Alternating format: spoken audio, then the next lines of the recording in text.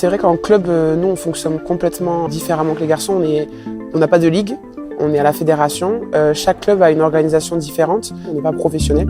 On a un statut complètement amateur, même si les filles s'entraînent 2 fois par jour, on est toutes amateurs en club. Moi, je suis une privilégiée parce que maintenant, j'ai un contrat.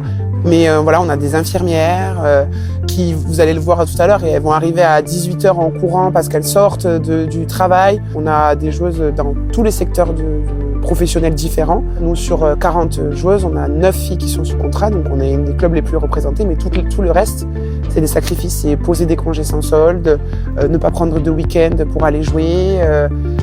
C'est des sacrifices au quotidien et des fois c'est dur d'être sur tous les fronts à chaque fois à 100%, c'est compliqué.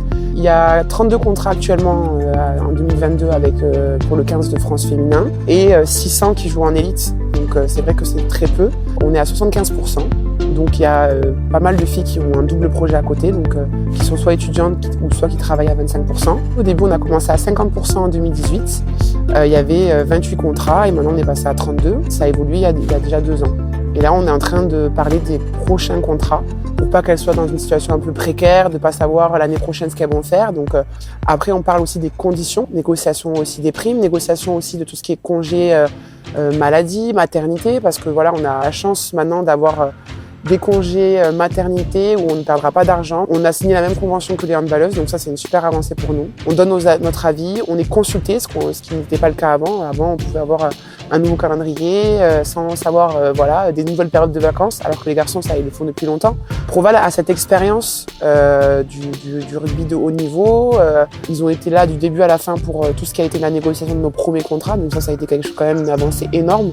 Mais il y a encore très peu de joueuses qui ne vivent que de leur sport. Il y a encore beaucoup de choses à faire, mais nous, c'est vrai qu'on est des privilégiés à Montpellier par rapport à certains clubs qui n'ont pas les mêmes conditions.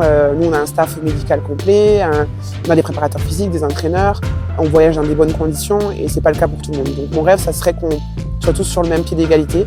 C'est-à-dire que voilà, on est joueuses en élite, on sait qu'on part toutes sur les mêmes bases et au moins sur le sportif, ça se ressent pas. C'est pour ça que la fédération a mis en place depuis 2 ans la CREF, c'est la commission du rugby élite féminin, où se retrouvent des joueuses, des dirigeants, des entraîneurs, des présidents de clubs. Essayer de faire vraiment un état des lieux de où on en est et vers là où on veut aller pour évoluer, pour améliorer notre championnat. Grâce au fait aussi que Proval nous soutienne, il y a des gens compétents qui nous soutiennent, notre voix porte plus. On a des groupes de travail, des groupes WhatsApp, on s'envoie beaucoup de mails avec Mathieu Gudicelli de Proval et avec les joueuses. On se sent vraiment légitime dans le rugby français, intégré pleinement et ça c'est très important.